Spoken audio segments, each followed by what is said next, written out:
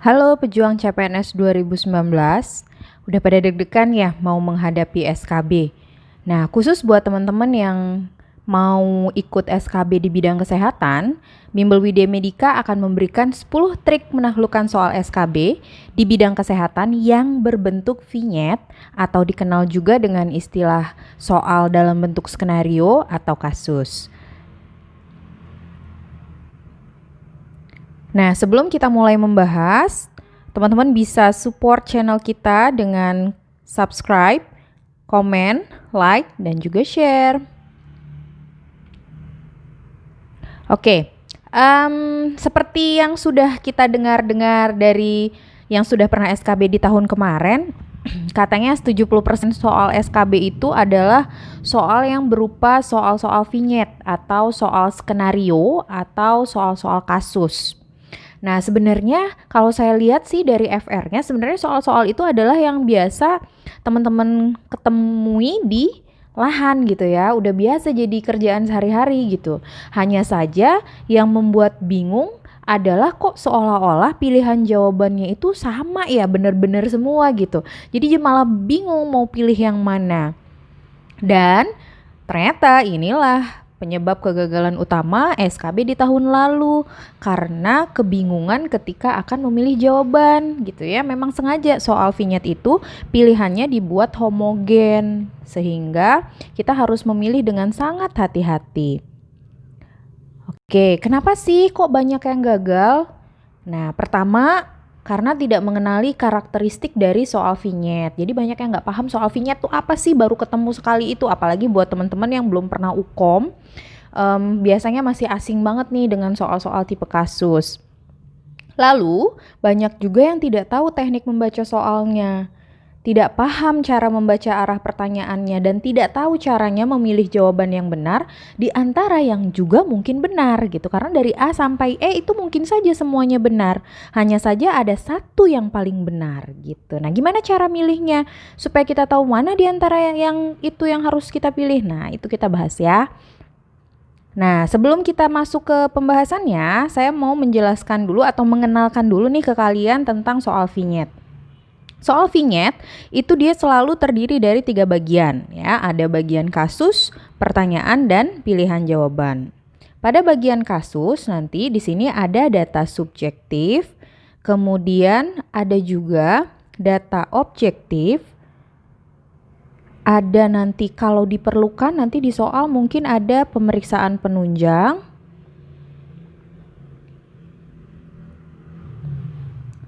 dan juga tindakan yang sudah dilakukan.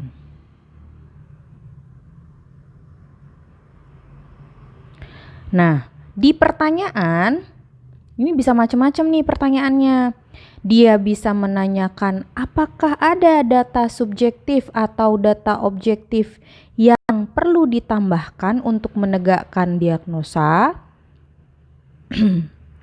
Jadi data subjektif, objektif ya, atau apakah butuh pemeriksaan penunjang tambahan untuk menegakkan diagnosa. Kemudian di pertanyaan ini juga bisa berupa apakah diagnosa yang dapat ditegakkan berdasarkan kasus tersebut, atau lagi pertanyaannya apakah tindakan segera atau apakah tindakan awal, apakah langkah awal, bisa begitu. Dan bisa juga pertanyaannya berupa apakah asuhan yang tepat, apakah tindakan yang tepat. Nah, teman-teman suka banyak yang bingung nih, gimana caranya saya membedakan saya mau jawab tindakan segera itu apa, kalau asuhan yang tepat jawabannya yang mana. Nanti kita bahas ya pelan-pelan. Kemudian bisa juga pertanyaannya berupa apakah evaluasi yang harus dilakukan setelah Anda melakukan asuhan. Nah, itu juga bisa pertanyaannya seperti itu. Lalu nanti ada pilihan jawabannya. Kalau di SKB ini pilihan jawabannya dari A sampai dengan E. Jadi ada 5 pilihan jawaban yang dibuat homogen. Homogen itu artinya mirip-mirip semua gitu ya. Lalu nah, ini contoh nih, contoh bentuk soal vignette tuh begini. Jadi nanti dia ada data subjektifnya ya, Ini kan ada data subjektif, kemudian dia ada data objektif hasil pemeriksaannya, ada pemeriksaan penunjang, kemudian di sini juga ada tindakan yang sudah dilakukan. Nah, ini adalah pertanyaannya nih, ya. Ini pertanyaannya dan ini adalah bagian pilihan jawaban. Nanti soalnya selalu tipenya seperti ini kalau untuk soal vignette ya. Oke, kita mulai nih trik mengerjakan soal. Trik yang pertama, jangan baca kasus lebih dulu, tapi langsung baca pertanyaan. Jadi misalnya gini, kamu begitu melihat soal ini, maka yang pertama kamu baca adalah bagian ini nih, bagian pertanyaannya. Jangan baca kasus dulu. Kenapa? Kalau kamu baca kasus dulu, kemudian kamu baca pertanyaan, pasti nanti setelah baca pertanyaan kamu balik lagi ke kasus, jadi buang-buang waktu. Daripada begitu lebih baik langsung saja ke pertanyaan, baru cari data untuk menjawab pertanyaan di dalam kasus gitu ya, dibalik bacanya. Saat mengerjakan soal itu selalu gunakan pola pikir manajemen kebidanan atau keperawatan atau kedokteran. Nanti tergantung deh teman-teman itu bidan, perawat atau dokter gitu ya. Nah, atau kalau mau lebih sederhananya kita pakai aja prinsip seperti kita sedang melakukan dokumentasi atau SOAP. Nah, cari data subjektif dalam soal. Setelah itu lakukan pemeriksaan untuk mendapatkan data objektif gitu ya. Jadi pemeriksaan ini nanti kita dapat membantu untuk mengkonfirmasi tadi dari hasil anamnesa. Lalu kemudian buat diagnosa. Nah, ini yang penting. Jadi walaupun pertanyaannya itu bukan diagnosa, misalnya pertanyaannya apakah tindakan segera yang harus dilakukan kepada klien misalnya. Walaupun yang ditanya tindakan, di kepala kita harus membuat diagnosa. Kenapa? Ya kalau nggak bikin diagnosa gimana kita mau nentuin planning kan? Gitu. Jadi tetap buat diagnosa supaya nanti kita tidak salah memilih jawaban gitu ya. Kemudian setelah membuat diagnosa baru kamu tentukan planningnya apa nih yang sesuai gitu. Ingat ya, jadi selalu gunakan manajemen kebidanan atau manajemen keperawatan atau manajemen kedokteran gitu ya. Pokoknya dalam setiap kasus itu anggaplah kamu ketemu satu pasien. Lalu perhatikan lokasi pelayanan yang dijelaskan dalam kasus. Nah, ini penting banget nih karena banyak teman-teman yang nggak ngelihat lokasi. Misalnya, kasusnya di puskesmas. Ya, kasusnya di puskesmas. Kalau kasusnya di puskesmas, kasusnya patologis yang tidak bisa lagi kita tangani di puskesmas, ya berarti jawaban kita adalah melakukan rujukan gitu misalnya.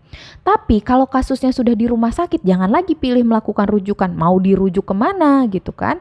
Makanya hati-hati ketika membaca soal, pastikan dulu lokasi pelayanannya itu di mana. Karena nanti wewenang, kemudian tingkatan tindakan yang bisa kita lakukan itu pasti berbeda berdasarkan lokasi pelayanannya. Selanjutnya, ingat bahwa nggak mungkin soal itu salah ketika dia sudah masuk ke dalam SKB. Soal itu pasti benar. Kalau ada yang kamu pikir soalnya salah, bukan soalnya yang salah. Mungkin kamu yang salah membaca soalnya ya.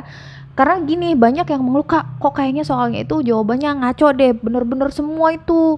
Kayaknya nggak mungkin deh ada jawaban yang benar di antara salah satu itu gitu ya.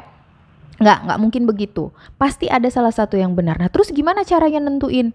Caranya adalah kamu cari dulu kata kunci di soal itu yang dapat membantu kamu untuk mengarahkan ke pilihan jawaban. Ya, jadi kamu harus peka nih dengan kode atau kunci yang ada di dalam soal. Ya, jadi untuk biar peka gimana? Banyak-banyak latihan soal, oke? Jadi cari kata kunci utama dalam soal untuk membantu kamu mengarahkan ke pilihan jawaban, itu penting. Selanjutnya, hanya gunakan data dalam soal, jangan bawa-bawa asumsi pribadi kamu deh ke soal itu, ya. Dan jangan juga menggunakan data yang baru muncul di pilihan jawaban. Yang kamu pakai adalah data yang ada di dalam soal. Misalnya nih ada kasus seorang wanita G1P0A0, usianya 17 tahun. Kemudian dia hamil dengan hasil pemeriksaan tekanan darah 160/110. Proteinnya positif 2. Nah, di sini kamu bisa menegakkan diagnosa kalau ibu ini mengalami preeklamsia berat gitu ya. Nah, pertanyaannya adalah apakah faktor predisposisi terjadinya kasus tersebut? Nah, kalau ditanya faktor predisposisi berarti apa sih yang menyebabkan dia mengalami PEB gitu ya. Misalnya pilihannya begini.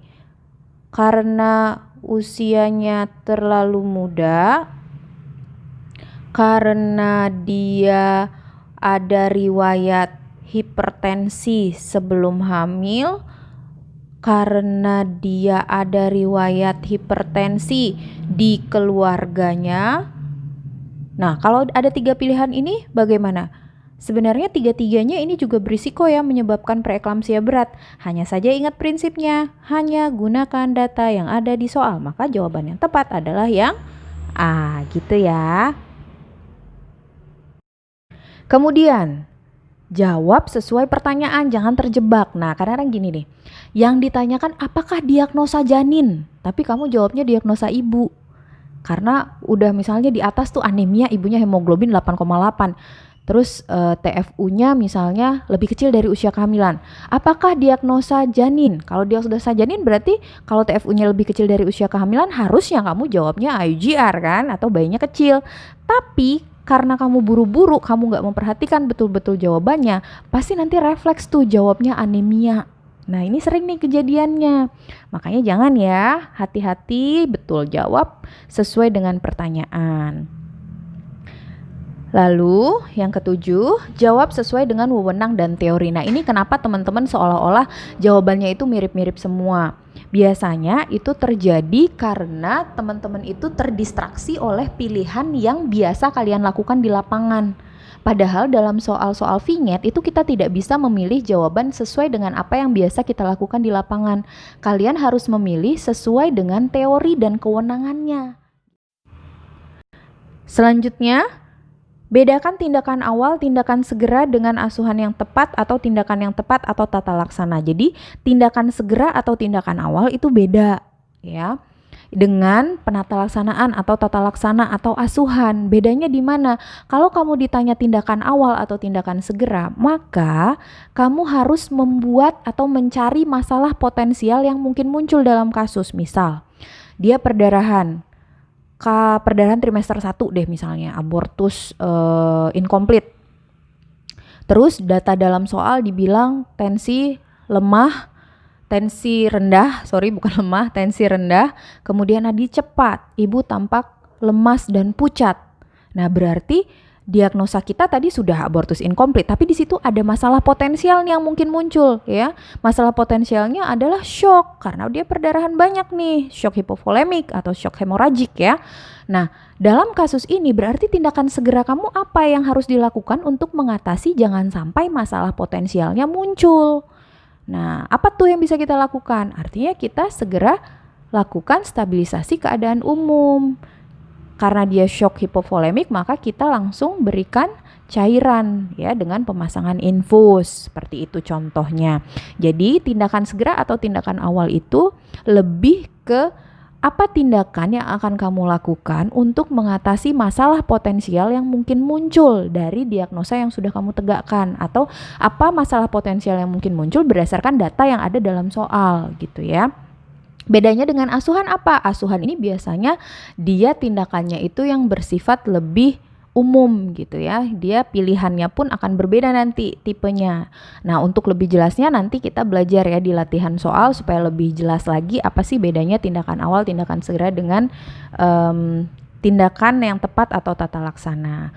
Yang harus diingat adalah tindakan awal itu kita jawab dengan tindakan yang dapat dilakukan untuk mengatasi masalah potensial yang muncul berdasarkan data yang ada dalam soal itu ya. Kemudian yang ke-9. Nah, ini nih kadang-kadang ada pilihan jawabannya tuh panjang-panjang gitu ya. Jadi pusing sendiri ngelihat pilihannya gitu. Nah, kalau ada pertanyaan yang jawab pilihannya itu panjang-panjang dan mirip-mirip, nah kamu coba cari beda antara pilihan yang A sampai yang E. Bedanya tuh di mana? Nah, nanti yang beda-beda itu kamu carilah datanya satu-satu di dalam kasus. Setelah dapat datanya, maka eliminasi saja itu yang tidak benar. Nanti akan ketemu deh dengan sendirinya. Kalau saya sih biasanya pakai cara itu ya biar tidak buang-buang waktu. Ya, jadi baca pertanyaan, terus kalau pilihannya panjang-panjang saya baca dulu nih pilihannya. Setelah baca pilihannya, cari bedanya di mana di antara A sampai E, baru saya konfirmasi mana jawaban yang benar di kasusnya gitu. Lalu yang terakhir, nah ini yang penting, ingat bahwa kamu punya waktu cuma 1 menit untuk satu soal. Karena itu jangan buang-buang waktu. Kalau ada soal-soal hitungan, ya oke lah kalian jago ngitung, tapi udahlah, soal hitungan itu akan membutuhkan waktu lebih dari 1 menit. Karena itu lewati saja soal-soal hitungan. Nanti kalau ada sisa waktu baru kamu kerjakan. Karena biasanya soal hitungan itu kita butuh waktu antara 2-5 menit gitu ya. Paling cepet deh 5 menit. Daripada 5 menit menghitung, lebih baik kamu mengerjakan 5 soal dalam waktu 1 menit 1 soal. Nah nanti sisanya kalau misalnya sudah selesai semua, baru kamu kembali untuk mengerjakan si soal hitungan itu. Gitu ya. Nah buat teman-teman nih, kita Widya Medica punya 2 produk ya untuk SKB. Buat teman-teman bidan, kita punya modul SKB kebidanan. Dan buat teman-teman yang bukan bidan, dari perawat, dokter, epid, promkes, farmasi dan sebagainya, selama kita masih dalam satu rumpun bidang kesehatan, kami punya modul SKB kesehatan umum. Nah, untuk informasi dan pemesanan silakan hubungi nomor kontak yang sudah ada di layar kamu ya. Oke, thank you for watching. Kita ketemu lagi di video berikutnya. Video berikutnya kita akan membahas satu-satu nih trik-triknya, dan kita langsung uji coba di soal ya. Jadi jangan lupa subscribe nanti biar kelihatan nih kalau kita udah upload video yang baru.